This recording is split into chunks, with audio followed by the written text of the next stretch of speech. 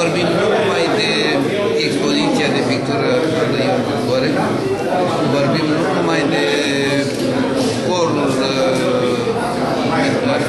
fotocopiatului și de concertul excepțional al școlii de muzică.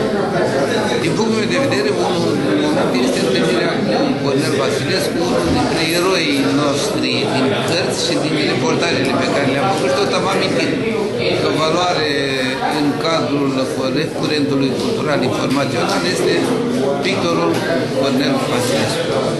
Iată-l viu și nevătămat, va chiar bucuros să fi prezentat pe pictorul Ion Grigore, care are expoziție de aici.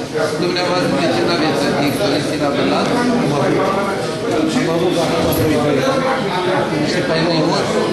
Nu-i mult? Nu-i de mult?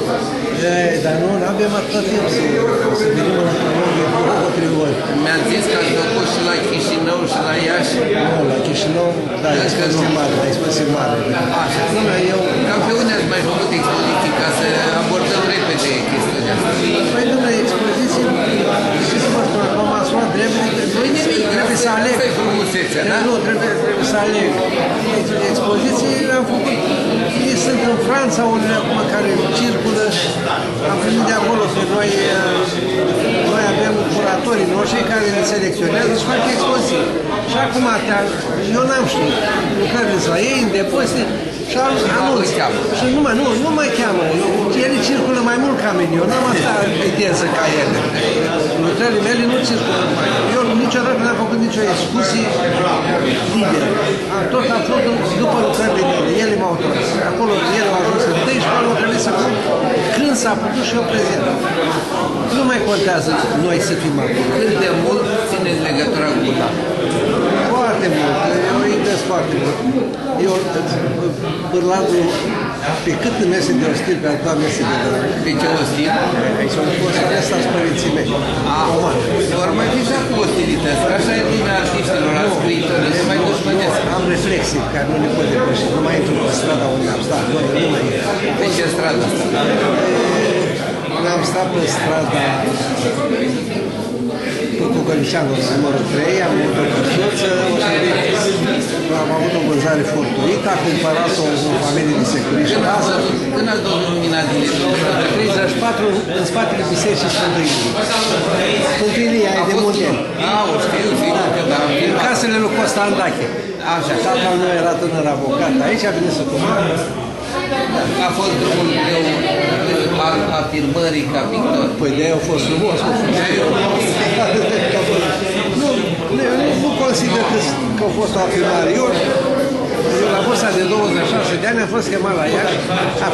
Acum s-au plinit 50 de ani, 150 de ani la Universitatea din Iași. Când am plinit 100 de ani, am fost chemat de la Bârlad la Iași.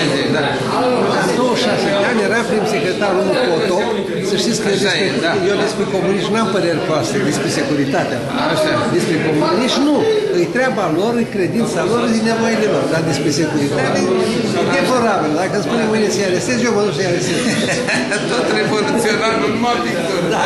Dar nu, că trebuie cineva să pună la punct. Așa.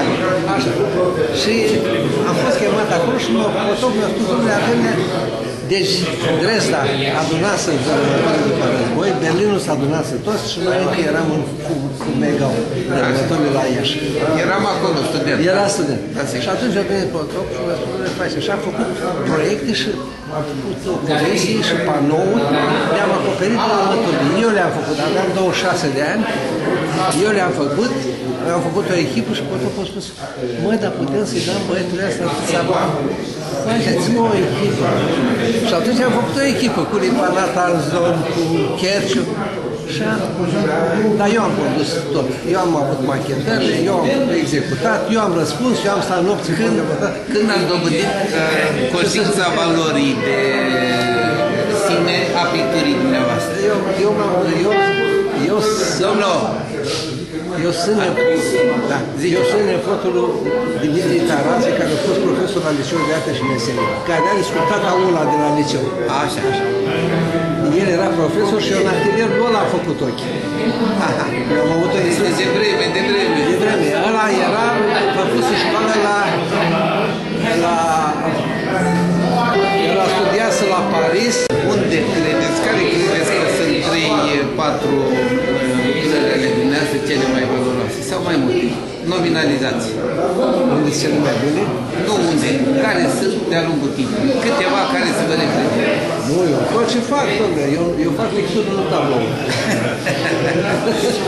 Asta mă deosebește de aici. Mi-a mai plăcut o vorbă a colegului dumneavoastră și a donatului expoziției. Dom'le, vorbele mele s-au agățat de pe pereți. Așa. Eu fac pictură în tablou. Așa. Și eu mă exprim, nu reprezint. Ca să zici că acolo mai bine, acolo mai rău, nu. Deci nu nominalizați nicio pictură de dumneavoastră? Nu, toate sunt, este una foarte frumoasă. Una știu că e foarte frumoasă și foarte apreciată, care e la Muzeul de Artă Modernă la București. La Parlament. Nu se intitulează la mine. Eu fac artă abstractă, dar nu știu dacă e special. Deci pictura și muzica se înțeleg, se Absolut, e același. Să știți că pictura s-a ascultă cu urechi. Frumos spus. Ați mai zis ceva interesant, că se pipăie, dar se simte. Nu știu ce nu, există un dactil, este un subcortical care nu este controlat de oameni și decât deși e foarte subțire, n-am vrut să spun asta, că nu vreau să dacă pentru ce e subțire. Dar există un subcortical care funcționează la omul privit, executat, comentat, așa, și există un subcortical pe care îl constați prin deget când pipăi, simți formă, o ai în imagine formă. Vă mulțumesc. E clar că am de discutat foarte mult cu dumneavoastră și